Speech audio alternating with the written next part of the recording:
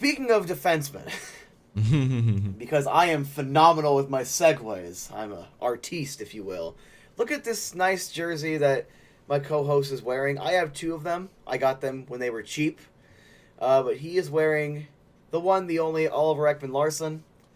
And to anyone that listens to the podcast or has been following me on AZ Sports Guy since I started it, you might think I despise OEL like to the core. Oh, And it that's seemed not the like case. That's simply not the case. But I remember when the Fan Fest before he got named captain, I was like, oh, so you're going to get named captain, right? And he's like, oh, we'll see. I'm like, you liar. He knew he was going to be named captain. Come on now. And I was really excited for him. My problem was defensively. He's still a defenseman. That's my biggest problem with Keith Yandel as well. Defensively, he kind of sucked at that point. We didn't know yet he was not a actual leader. He could be like a leader by example, but he's not the correct voice as the captain. He works best as an alternate. We didn't know that at the time. No one had seen that evidence yet at the time. But we're not here to crap on him because I still liked him. I know Richie, he was one of your favorite players for a long time. Yep. So let's dedicate 10 minutes or so. Let's talk about some of the positive stuff with OEL and let's give him a little bit of praise. So, for me, why he became my favorite player on the team wasn't because of the captaincy. I actually started liking him way before that, back in 2012, when it was his rookie season, maybe first year. Yeah, I believe it was his rookie year. When they were in the playoffs, and watching him suck up all the ice time as a rookie in the playoffs and do reasonably well with that ice time. I saw somebody who I really believed could be that first line defenseman, that rock steady guy, your Yzerman type, your Hedman type, our type, as we're learning in this playoffs. That first line guy who you can just absolutely rely on. Did I say Yzerman? I was thinking. Yeah, you said Yzerman. You're thinking Lindstrom. I was kind of. I went with it. Okay, I was like, wait a minute. I meant Lindstrom. Lindstrom type. Yeah, I really did believe it growing up as a kid. I saw it. I saw him as a kid. We both kind of grew at the same time, and I truly believe that he had that potential. I think that he absolutely had that potential. When we saw it, I think he had that 50-point season, like 20 goals, I think it was. I don't have numbers. I should probably pull numbers up. But it was numbers, and I'll give some context. He was the only 20-goal scorer on our team that season. He had 20 goals. Because I remember my brother-in-law was like, that's pathetic how our offense is so bad. We only had a defender scoring 20 goals. I remember that distinctively. And I believe that was the first year that we had the Domi Duclair line. And things were looking really well. He played very well that season. I really liked how he was playing. And I was like, okay, here we go. He's revving up. He's becoming that player that I always believed he could be. And the next season, gosh, I'm trying to remember this in my head. But that next season, he suffered a leg injury that was pretty serious, I think. It was like a high ankle sprain or something having to do with ankle, and he just hadn't looked the same since. Actually, if we want to go even further, I think that final part of the season where he scored 20 goals, believe that was the season. Gosh, my memory is awful, but there was a season where his mother had passed away, and the team absolutely was like, go be with her in Sweden and do what you need to do, right? And after that, I felt like his on-ice production was never the same.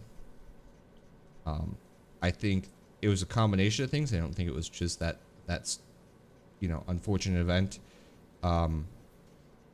He came back and just looked like he was just making poor decisions. Like, it had seriously affected him, and he just was not making the right. He wasn't in the right mental headspace to be making first line time, and then he sustained a ankle injury, and I believe that he absolutely played through that ankle injury, and it really screwed with his mobility in his legs.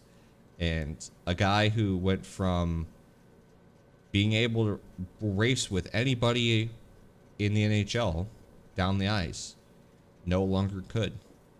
And it's just one of those stories of, this is why you don't play through injuries. You know, this is why you need to rehab an injury. And it is sadly that story just played over and over and over. Is just he played through that injury, and his mobility was hampered permanently because of it. And yeah, it's tragic to see that, because I really do believe he could have been a consistent 60-point defenseman with fairly solid defensive capabilities if it wasn't for playing through that injury. I mean, especially like in 2012. So I think he was drafted. What was it, 2010 or 2011? He got drafted. He wasn't in the system very long before he started playing. And that rookie year, he played phenomenally. I remember, like, who is this guy? Oliver Ekman-Larsson. Oh, he's going to be here forever. I think even at the time, I could be a little bit foggy memory. I was younger. I was in middle school to high school around this time. And I started high school over a decade ago, so let's not talk about how I'm rapidly aging. And this kid's gonna be the future. He's going to be the future. He's playing ridiculously well. He's essentially going to be able to replace Keith Yandel, kind of the same way like I thought Capobianco is going to just replace OEL. Like, you see, they seem to always get a good offensive-minded, left shot defenseman in their system at all times with every single core. It seems like. And, moving on, as the team, it always broke my heart, but just try to avoid this negative part of it. As the team keeps getting, torn down and faces that I recognize leave, it's, at one point, my brother-in-law and I went to a game, I think it was around 2016, we're like, we don't even recognize this team. There's Doan, there's OEL, who the hell else do we really know on the team? And just the fact that almost like Doan, his presence was always there. It was, he loved the market. He did a lot for the community. He was someone that on the ice could lead. He was someone that was always, in my opinion, giving 110. And no matter what, I always liked him for that. And the point when I started the term was the injury, obviously, not because of the injury, but like the injury kind of sparked all of this. He never looked the same after it. His defensive numbers went terrible. I hopefully you have his numbers pulled up. I think he was a negative 20 or worse in like 4 consecutive seasons. Yep. It was like bad. And I hate the argument, oh, it's a team stat. Who's on the team? Who's one of the leading components of that team? And we never had truly bad goaltending. So you can't, I don't see that as a valid excuse. And then I see that he's not playing as well as, and then he accepts this big contract that from the start, I'm like, that's going to age terribly. And then he gets the captaincy. I was excited for him. And you just see the lack of the leadership ability, and you see how things just never ended up getting better, and that ended up just like warping my perception of this player, when in reality, for all these years, consistent presence. He was always giving the team everything he had. He loved this market, this team. He supported it, and it was he was someone for the fans to rally around. Yeah, and I have a great deal of respect for all of that. And it actually, like, as we're talking about this, I feel, like, really bad for not liking him anymore. Because I'm like, just because, like, it might have been because of how long things were sour and getting sour, but it's just, that should not fully negate just how good he was and how much he meant to the market. And if things would have been differently, I think, if at least the play would have been better so we can lead a little more by example, because I think that really was where the majority of his leadership ability was. And then it seems like he's very good with the guys in the locker room, so maybe like a mentorship type leadership ability. Mm-hmm. I don't think that, first off, he would have been traded. I think he would have just been part of the rebuild, and they just build around him a second time. And I don't think that even myself would have much negative to say about him. And I think it just kind of sucks that it all added up to what it is, because in reality he meant a lot to the market, and he was a very, very good player. Yeah. Yeah, if it wasn't for the leg injuries, I think he, even if he stayed at 40 points, what he averaged, right? He was like 45 points or whatever. If he stayed at that production, but he could still skate and be defensively responsible, I think we would absolutely have kept him as a forever Coyote. But I don't know. Obviously, we only speculate on how he was in the locker room, but I don't disagree that I feel like the captaincy may have not been the best thing for him. The hard part was that he was raised and groomed in a way that he was taken under Shane Doan's wing and shown how to lead. And I think a lot of people were just hoping that that would translate to another player, right? That you had an unreal captain in Shane Doan.